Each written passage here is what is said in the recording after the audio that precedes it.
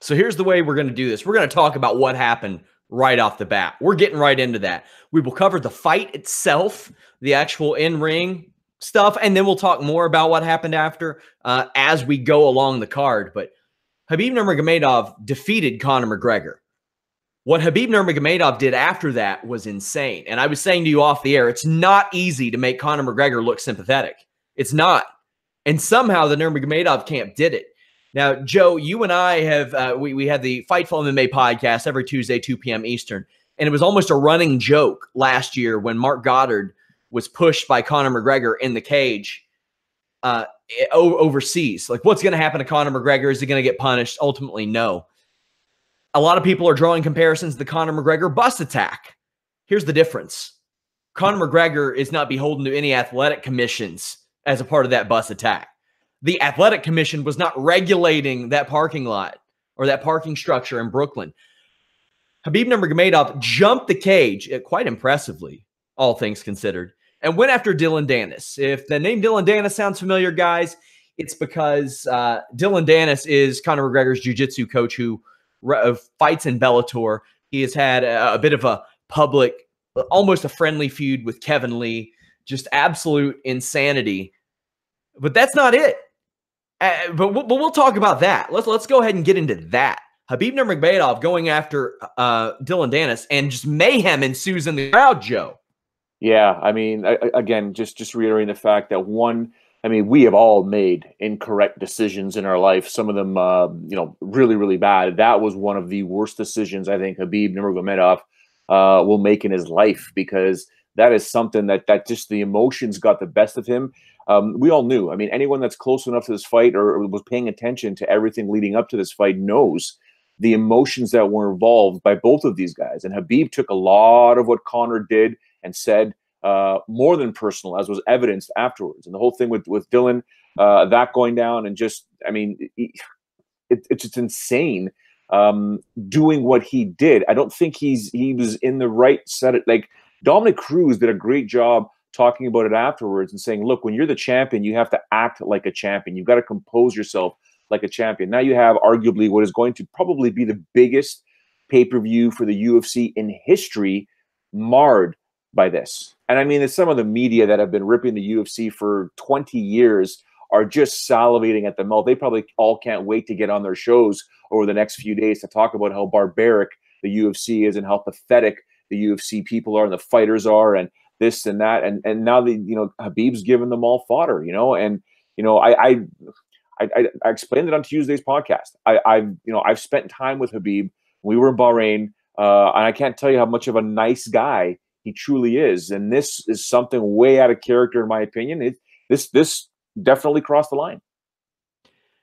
Yeah, this was unbelievable. I think this extends beyond the bus attack, and I'm not advocating the bus attack. People immediately say, oh, well, what Conor did, it doesn't matter what Conor did. That was stupid too. The Mark Goddard thing, that was stupid too.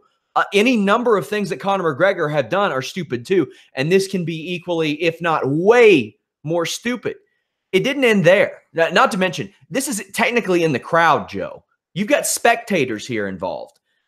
I don't know if you remember the Pacers-Pistons brawl, but man, the just shitstorm that unfolded because of that. Fortunately, the person that Khabib was going after was a member of Conor McGregor's corner, and it's not often that I can say, fortunately, the guy that he was going after.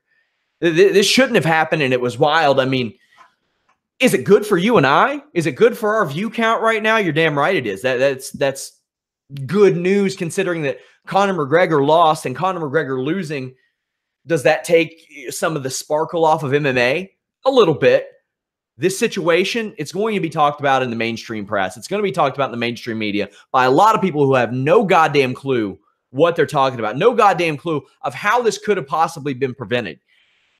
What I thought was almost worse. I don't know. I can't really, it's hard to decide.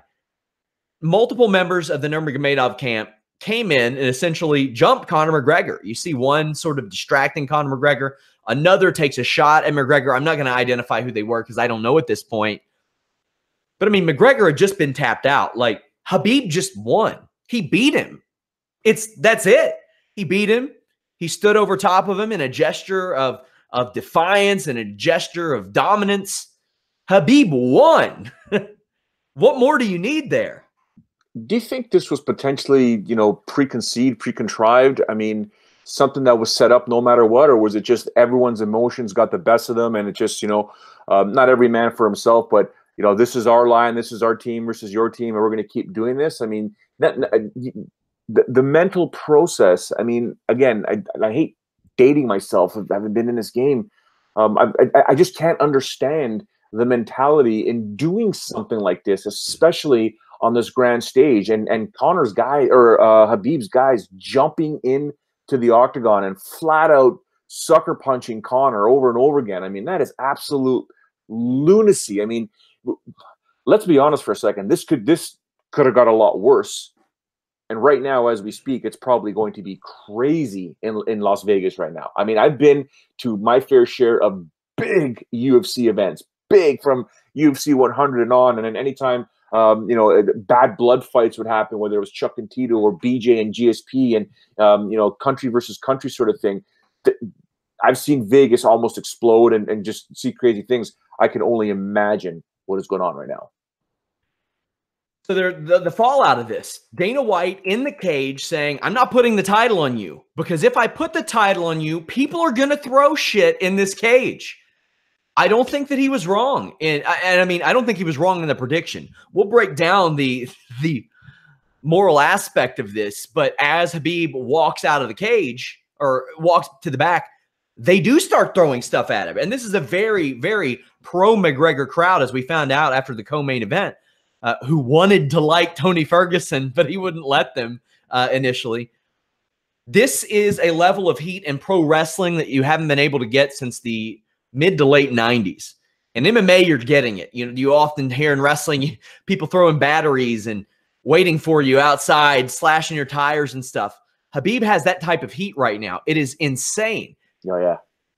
How do you think they can handle this? How can they prevent this with Khabib moving forward, if they even do business with him in the foreseeable future? Well, I think B is the most important thing that you just mentioned. How, I can't see Dana White doing business with Khabib Nurmagomedov for quite some time. Let's not forget that he's really upset with Ali right now, Khabib's manager, because he was basically the catalyst of what happened when they couldn't get that proper face-off the first time.